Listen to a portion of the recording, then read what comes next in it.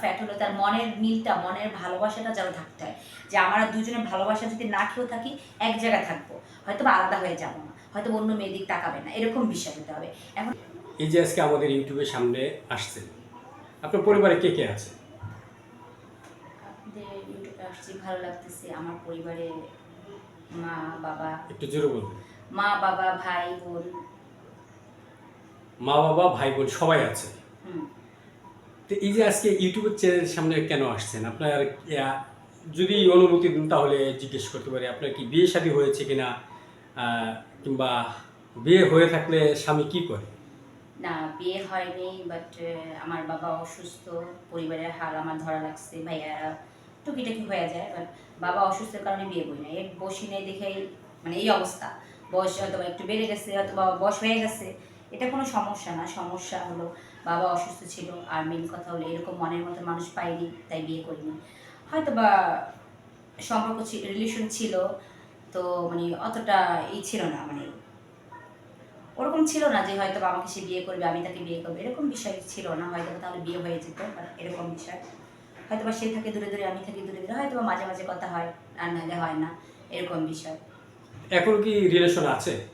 মোটামুটি মানে এখনো অতটা না, এরকম বিষয়। মানে মন চাইলে, বন্ধুত্ব? মন চাইলে হ্যাঁ, মন চাইলে ফোন দেয়, না মন চাইলে নাই, এরকমটা।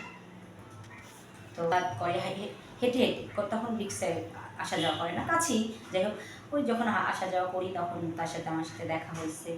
আবার আমি একটু পার্লারে ছিলাম, পার্লারে গেছি এই বিষয় নিয়ে, পার্লারে বসে তার সাথে আমার সাথে পার্লারের আপুর সাথে মানে ওইখানে যা একটু আসা যাওয়া করতো, তো আমিও যেতাম। তো এরকম বিষয়, আমি ওখানে কাজ শিখলাম, তো তার সাথে আমার সাথে রিলেশন হয়ে গেল।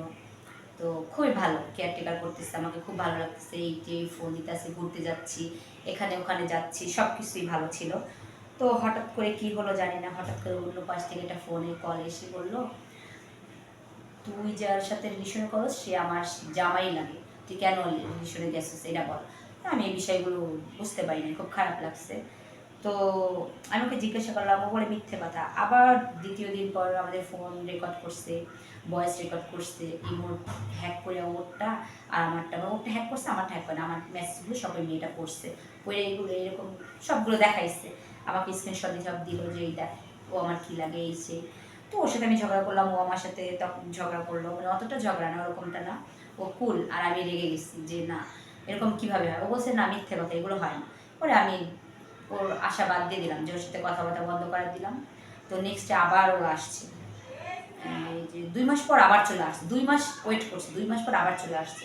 আমাদের বাসায় এসে ফোন নাম্বার নেয় অন্য অন্য মানুষের কাছ থেকে, কিন্তু আমার কাছ থেকে ফোন নাম্বার নিতে পারে না।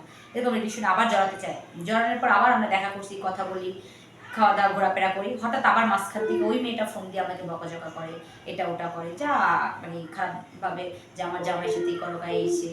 তো আমি এই বিষয়গুলো ওরে জানাইলাম, ও রেগে যায়, জানাইলে রেগে যায়, তার করার কিছু নেই।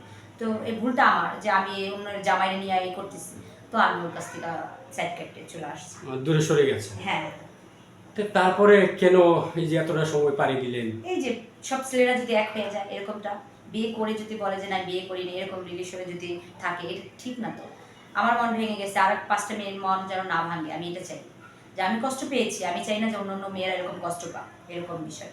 যাচাই বাছাই করে তারপর বিয়ে করবে, হয়তো এখন এখন আর আপনি রিলেশনে যাবো না, এখন শুধু বিয়ে করবো ডাইরেক্ট। অফার বিয়ের আসবে, অফার দিলে বিয়ে করবো, দেখে শুনে বিয়ে করবো, কিন্তু রিলেশন আর করবো না। কারণ একবার যা করছি, ছ্যাঁকা খাইছি, তো আর পারিবারিকভাবে আপনার বিয়ে শাদী হ্যাঁ হ্যাঁ অবশ্যই আসে নাই গো? আসছে। তখন বাবা অসুস্থ ছিল, আমি বলছি না, আমি চলে গেলে তোমাকে কে দেবে। তো এর জন্য আমি নিজের থেকেই বলছি না। তাহলে এখন কি, যদি এই যে আপনাকে এই ভিডিও দেখে কেউ পছন্দ করে, হুম, তাহলে যদি এই ভিডিও দেখে কেউ পছন্দ করে, অবশ্যই তাহলে আমার ফ্যামিলির সাথে অথবা আমার বাড়িতে আসবে, কথাবার্তা বলবে। যদি আমার ভালো লাগে, তার ভালো লাগে, অবশ্যই আবার বিয়ে করবো, তার মনের সাথে আমার মন মিলে গেলে। বসটা কোনো ফ্যাক্ট না যে যে একবারে বস, এরকম এরকম কিছুই না। মানে মনের সাথে মন মিলে গেলে মিলে মিলে গেলে বিয়ে বিয়ে করবেন? করবো, হ্যাঁ। আসলে অনেকেই তো এই ভিডিওতে এসে বিয়ে করব বলে কথা বলে, কিন্তু পরে প্রতারণা করে, এরকম কি আপনি করবেন কি?